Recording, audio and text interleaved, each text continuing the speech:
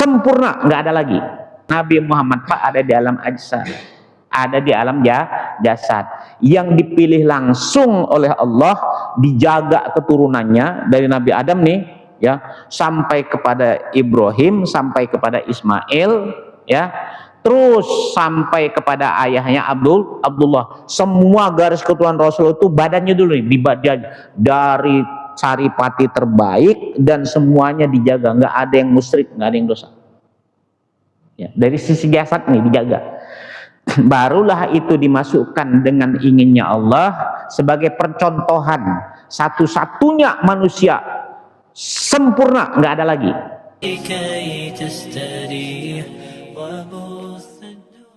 Assalamualaikum warahmatullahi wabarakatuh.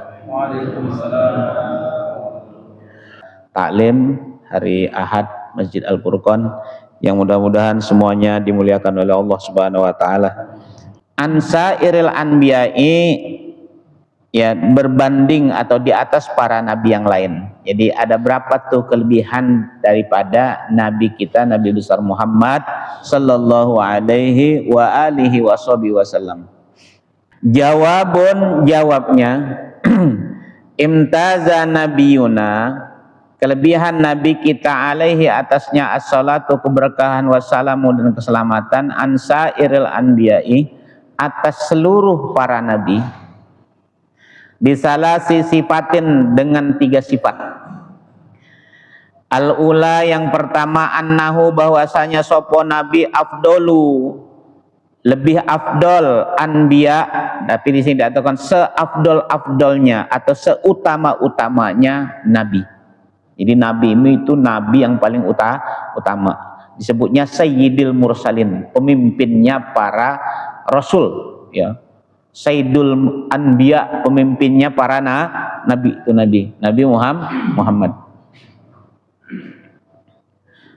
Jadi satu tuh Pak ya, kelebihannya annahu, bahwa sopo nabi itu seafdol-afdolnya nabi ya. As-saniyatu, yang kedua, annahu, bahwasanya ursila, annahu, ya, bahwasanya Nabi Muhammad, hu-nya itu domir huwa itu ya, pada Muhammad, ursila, diutus, ilan nasi, kepada manusia, kafatan, semuanya ya. Bahkan di dalam kitab fikih ya, kitab Kasyifah itu, nabi kita itu bukan hanya diutus kepada manusia, kepada hewan, al-hayawanat ya, kepada al-jamadat, kepada benda-benda keras, benda-benda beku, benda-benda cair, bahkan kepada batu, iya, kepada jin ya, kepada malaikat. Nah, nanti yang kalau kepada malaikat ikhtilaf ulama ya, ada yang mengatakan iya, ada yang mengatakan termasuk, ada yang tidak. Tapi yang jelas Nabi Muhammad itu bukan hanya kepada manusia, seluruh makhluk ya, seluruh makhluk itu adalah nabinya dan rasulnya adalah Nabi Muhammad sallallahu alaihi wasallam ya, termasuk nabi pertama Nabi Adam ya. Jadi secara hakikat itu adalah ya, Nabi Muhammad diutus juga untuk Nabi Adam alaihis salam ya. As-salisatu, dan yang ketiga ya, annahu, bahwasanya Nabi Muhammad khotimul anbiya, penutup para nabi ya, penutup berarti terakhir Pak ya. Fala ya'ti ba'dahu nabiyun, enggak bakal datang setelah Nabi Muhammad itu nabi lagi. Jadi ada yang nanya begini Pak, lah katanya Nabi Musa, keyakinan kita orang Islam bakal balik lagi ya, gitu ya. Bukan, maksudnya itu bukan membatalkan Nabi Muhammad nabi terakhir, bukan ya, tetap dia mah Nabi Muhammad nabi terakhir, dia mah tugas tambahan ya, karena Nabi Nabi Isa makan diangkat, belum diwafatkan. Jadi nggak bisa tuh dikatakan, ada yang mengatakan oh harusnya Nabi Isa dong nabi yang terakhir. Enggak, tetap Nabi Isa mah bukan nabi terakhir, kedua sebelum terakhir, tetap, bukannya ada nabi lagi, bukan ya. Nah, tapi Bapak dan saudara sekalian, nabi itu isim fa'il Pak, subjek. Jadi diambil dari kata nabaun, ya, berita yang besar. Ya, nabaun, berita, makanya ada surah An-Naba, surah yang menceritakan berita yang besar. Berarti kalau nabi artinya orang yang membawa berita yang besar, itu artinya gitu ya, disebut nabi. Nah, ini kan ada 3. Pertama, kelebihannya dari yang lain. Pertama, dia seafdal-afdalnya nabi.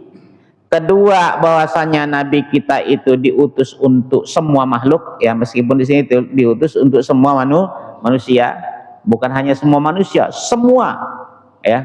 Yang ketiga, nabi kita itu adalah khatimul anbiya, adalah penutup para nabi. Mengapa Nabi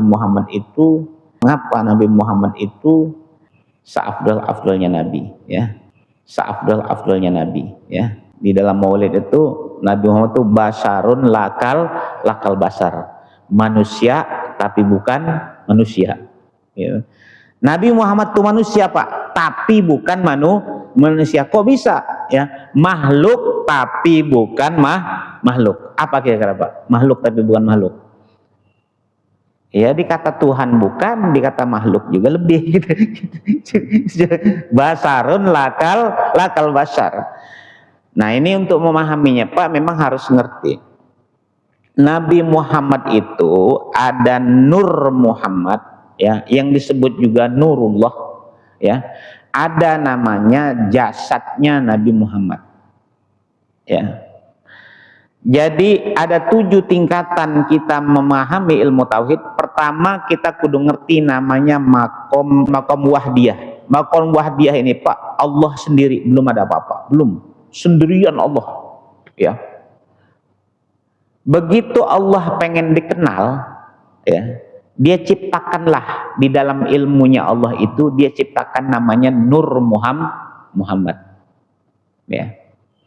Nur Muhammad itu diciptakan, yang tadinya di wakom wahdiyah Allah sendirian, dia kemudian diciptakan Nur Muhammad biar dia bisa dikenal. Itu masih belum ada apa-apa, baru Nur Muhammad itu baru sifat mujmal, ya, satu gelondongan kalau gitu, ya, gitu, belum terpecah-pecah, ya, yang ibarat ini matahari, ini cahaya, ya. Allah Nur Muhammad sebagai dasar penciptaan Allah untuk dia bisa dikenal oleh makhluk, karena Allah ingin di dalam ilmunya. Namanya wakom wahdah. Apa, Pak, namanya, Pak? Ya, pertama Allah sendiri namanya wakom wahdiyah, ya. Yang kedua, Allah pengen dikenal, dia ciptakan Nur Muhammad. Nah, namanya makom wahdah. Disebut juga orang tasawuf disebutnya Nurullah, ya, cahayanya Allah. Cahayanya Allah itu ya Nur Muhammad. Yang ketiga, itu, Pak, Allah ciptakan alam misal namanya, ya. Nah, namanya wakom wahidiyah, ya, wahidiyah. Jadi dari Nur Muhammad itu udah terciptalah atmosfer, tapi belum bentuk terpecah, belum, ya, belum terpecah itu, ya. Semuanya masih jadi satu, ya. Namanya disebut makom wahidiyah. Nah, makom wahdiyah, makom wahdah, makom wahidiyah itu makom ketuhanan. Jadi bukan makom makhluk. Jadi Nur Muhammad, Pak, enggak di makom makhluk, di makom ketuhanan, ya. Makanya nanti biar kita ngerti kenapa sih Nabi Muhammad itu disebut makhluk tapi bukan makhluk, kehebatannya Muhammad. Seterusnya, itu ketiga, Pak, ya.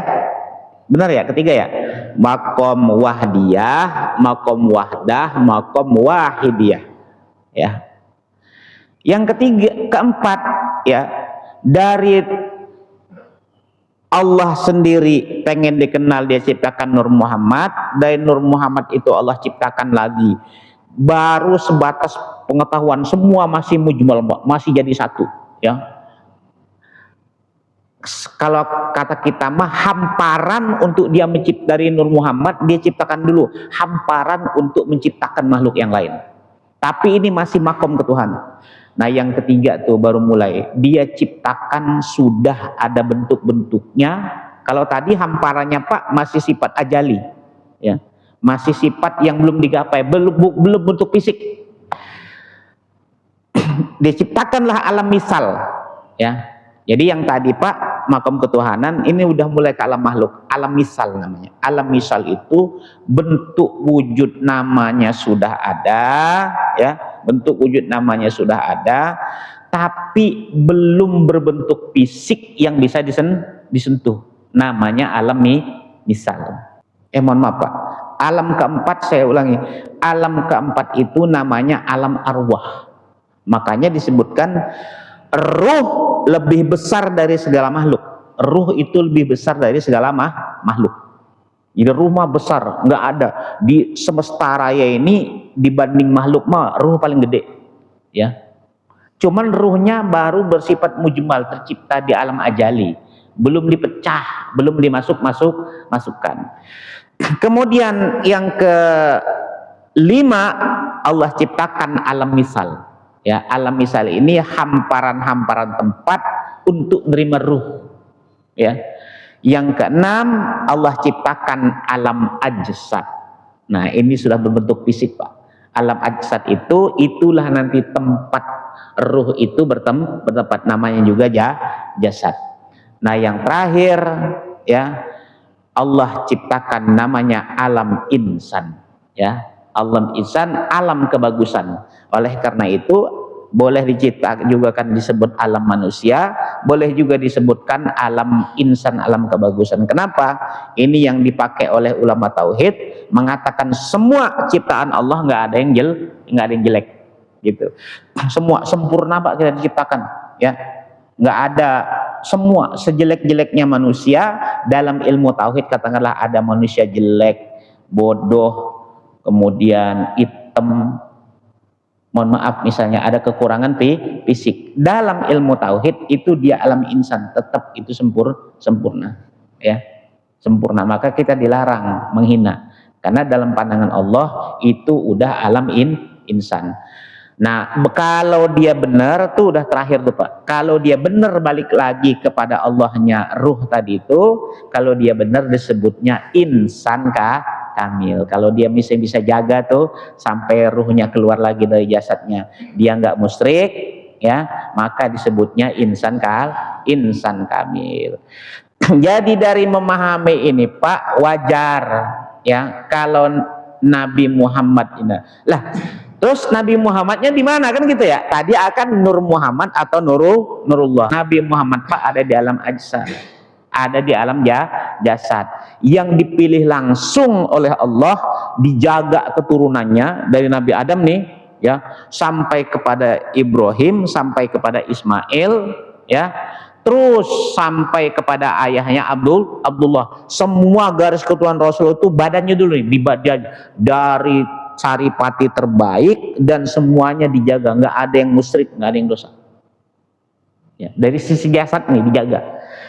Barulah itu dimasukkan dengan inginnya Allah sebagai percontohan satu-satunya manusia sempurna, nggak ada lagi, ya. Jadi Allah mau ngasih unjuk, jadi kira-kira begini Pak Allah, kalian tuh meskipun ciptakan aku ini tetap aku beri kekurangan di alam semesta, tapi aku ingin kasih contoh kepada semua manusia bahwasanya aku kasih contoh satu ciptaanku yang sempurna zahir batin, yang fisiknya dijaga dari awal sampai akhir, kemudian Allah masukkan nur besarnya namanya Nur Muhammad. Jadi Nabi Muhammad mah sempurna bukan karena apa-apa, karena sudah maunya Allah. Maka percontohan insan kamil di alam semesta tidak ada lain kecuali hanya Nabi Muhammad sallallahu alaihi wa alihi wasallam. Maka wajar Nabi Muhammad disebut, ya, adalah dia itu nabi yang paling sempurna. nabi yang paling afdol. Afdolnya ngapa? Karena dari yang nur yang ada di nabi ini adalah nur yang paling gede sesuai keinginan Allah. Jasadnya wajib. Nah, ini terusin. Loh, bagaimana nur yang ada di kita, Pak? Ya, nur yang ada di kita masing-masing ada. Ini Ahmad meskipun namanya Udin, di sononya namanya Ahmad. Ada Nur Muhammadnya, cuman kecil. Ya, sebab begitu oek-oek udah banyak masalah, baik emak atau bapaknya, belum lagi keturunan-keturunan sebelumnya.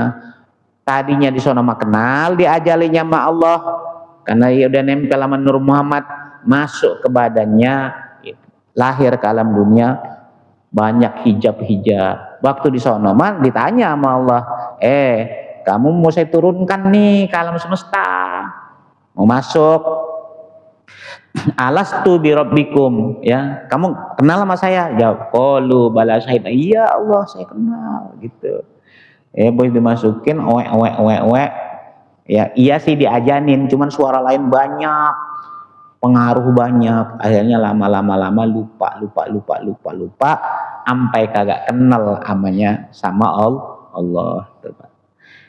Makanya waktu kita maulid, ya coba Pak perhatikan, waktu kita maulid kita baca, ya Nabi salam alaika, ya Rasul salam. Itu bukan hanya bermakna nyalami Nabi Muhammad bin Abdillah, termasuk menyalami Nur Muhammad. Nurnya mau turun ke wadah siapa?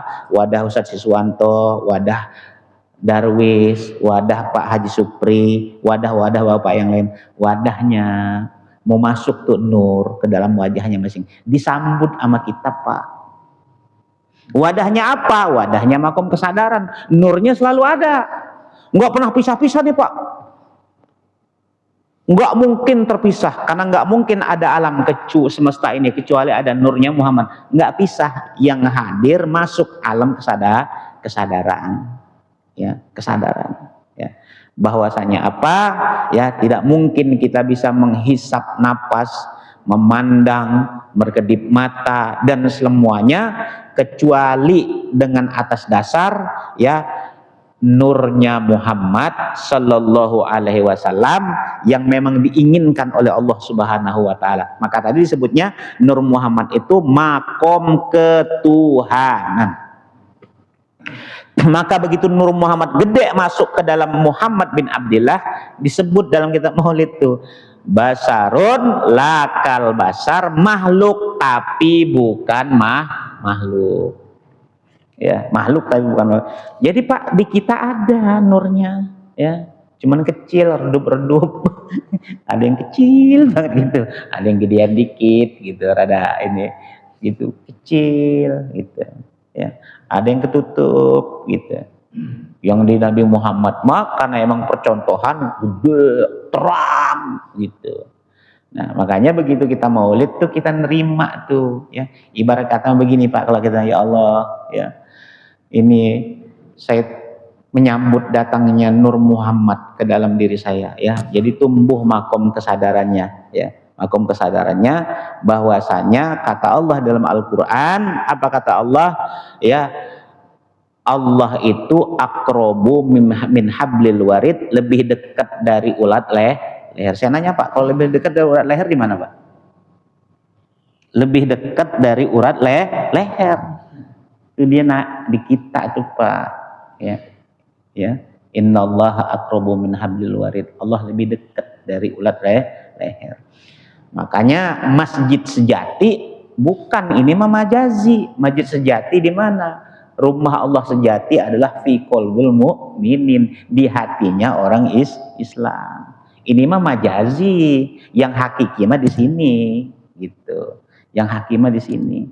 Karena Allah nggak bertempat di sini, enggak. Dari kasih kode, ya.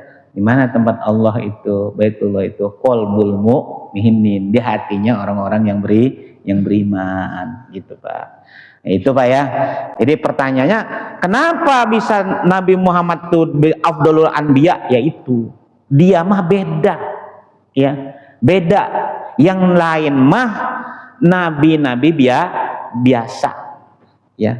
Kalau ini mah nur gedenya sebagai percontohan, gak ada satupun di dunia ini insan kamil yang semua zohir batinnya, zohir maksudnya fisik Pak ya, keturunan-keturunannya semua dijaga, batinnya paling gede, kecuali hanya Muhammad bin Abdullah yang juga di dalam ajaran Nur Muhammad Rasulullah gitu.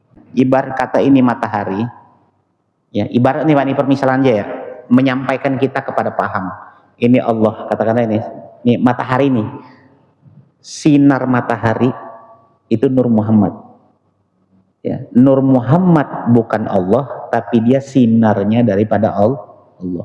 Jadi begitu Allah ini sendiri pengen dikenal, dia ciptakan Nur Muhammad sampai sebagai hamparan, ya, untuk ke bawahnya.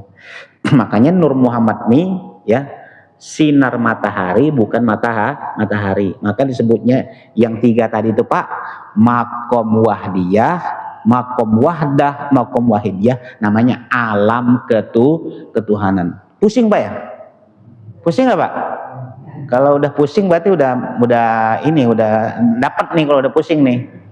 Bagaimana Allah tuh ngomong akbar tuh, lebih enak mengenal Nur Muhammad tuh akbar. Jadi Pak, alam semesta ini, di planet kita, galaksi yang ada di kita nih ya, namanya kan galaksi Bima Sakti.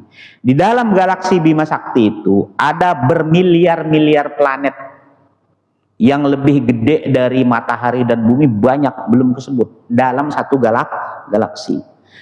Dan Allah punya bermiliar-miliar galaksi. Coba bayangkan Pak, ya, satu galaksi Allah punya bermiliar-miliar planet yang besarnya ada yang lebih besar dari bumi dan matahari. Itu Allah, satu galaksi itu punya bermiliar-miliar planet. Sementara Allah bukan hanya punya satu galaksi, Allah punya bermiliar-miliar galaksi, dan itu terhampar, ya, nempel amanya Nur Muhammad. Jadi makanya begitu ngomong Allahu Akbar tuh, kalau kita memahami itu benar, ya, gitu.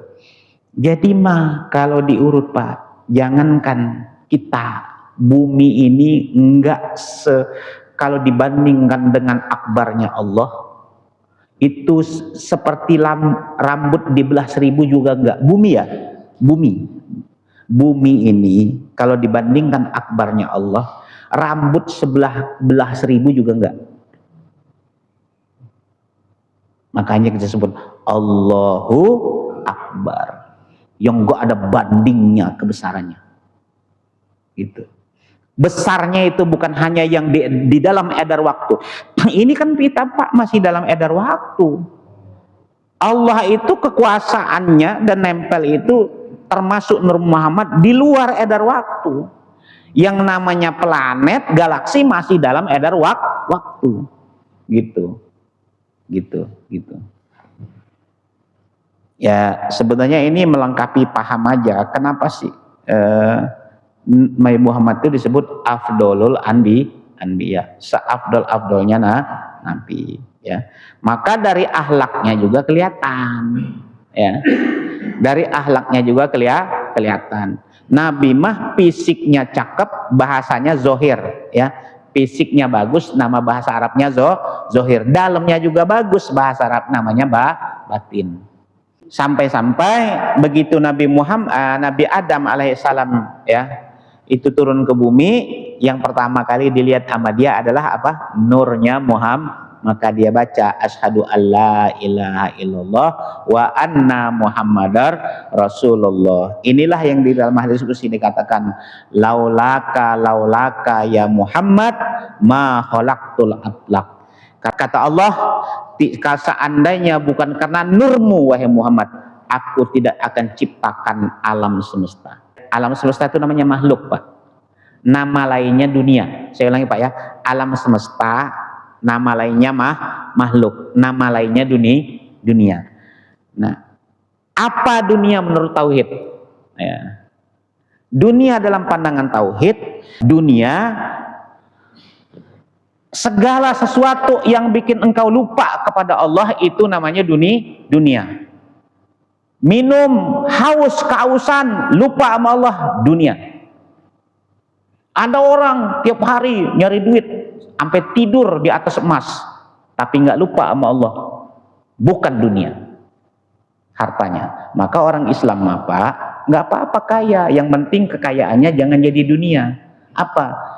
Harta yang dia miliki membuat dia lupa sama Allah, gitu. Nabi mah tugasnya ya, hikmahnya nih Pak ya, dakwatal kholqi, ngajak kepada makhluk. Untuk apa? Ila ibadatil haq, untuk ibadah yang benar. Ibadah itu kan Pak, ibadah itu bukan tapi nomor satunya adalah ibadah yang bertauhid. Tauhid itu artinya gini Pak, semua gerak kita itu sama Allah, itu begitu simpelnya. Semuanya, karena di semua makhluk ada namanya wajhullah, wajahnya Allah. Ada bayang-bayang. Jadi semuanya gitu. Nabi mah ngajak kepada makhluk ibadah secara hak. Tuh. Mana ibadah secara hak tuh, nggak bisa-bisa. Sholatnya di luar sholat, sholat di dalam sholat, sholat juga di luar sholat. Allahu Akbar, dia ngerti yang disembah mah Allah yang akbar, ya, Allah yang maha besar, nggak di mana-mana di depan dia, ya. Makanya nggak ribut soal Ka'bah mah itu mah muzhir saja, itu mah hanya batasan. Allah mah nggak di situ, musyrik kita bilang Allah di situ mah, ya. Ono mah hanya simbol, nggak bakal ketemu yang nggak kenal sama Allah mah masuk Ka'bah juga, nggak bakal ketemu, ya. Ana mah simbol secara syariat yang dibawa Nabi Ibrahim, ya. Makanya dikatakan Allah, fa'aina matuwallu wujuhakum fasyamma wajhullah, kamu kemana aja ngadapin di situ Allah ada. Makanya lihat Pak, di dalam hukum sholat di udara nggak perlu mikirin kiblat. Kenapa itu ada Ka'bah, ada arah, biar bersatu. Bukan berarti Allah di sana, bukan, cuma arah. Cara syariat enggak, secara hakikat Allah mah kemana aja Allah mah. Ulang akbarnya semua. Saya mohon maaf kurang lebihnya, wallahu a'lam bishawab, wal Al-Fatihah.